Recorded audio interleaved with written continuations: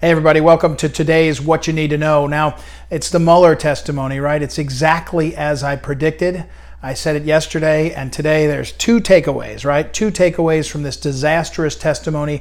One of them is about an old man, and the other is about subverting our country. And it's a big deal. And in a few minutes, I'll do the radio show. I hope you'll tune in and listen to the program on this, and I'll tell you more about it. But let me tell you those two things, okay? Number one, what we have, and Sidney Powell previewed this in her book, in her speeches. She gave a speech last January in St. Louis, in St. Louis, and then again in Naples, Florida, to some of our Eagles in February. And she was saying, look, this investigation is not being done by Mueller.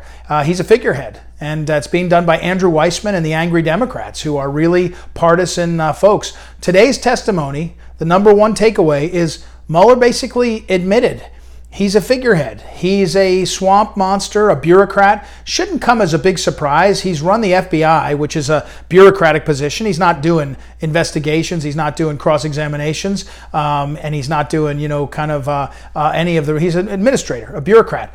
And Mueller admitted that. He really didn't seem to know what the report said. He admitted he didn't write it, or he said he wouldn't say who wrote it, but obviously he didn't. He was not an impressive character. He looked like a hands-off guy, which means the wild craziness that happened was done by these partisan hacks. And that's number two. Second takeaway of the testimony. It's a big deal. We now know that the investigation and the report and the letter and the leak and even the testimony is meant to subvert this nation.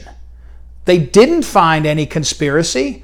There was no collusion, and there was no obstruction of justice. They admitted that. So what is all this about? It's about subverting our nation. It's about driving us crazy. It's very bad. It's really wrong. Mueller, it was a disaster for him to testify. It was a disaster for this country. It's really bad, as I predicted. Tune in for the rest.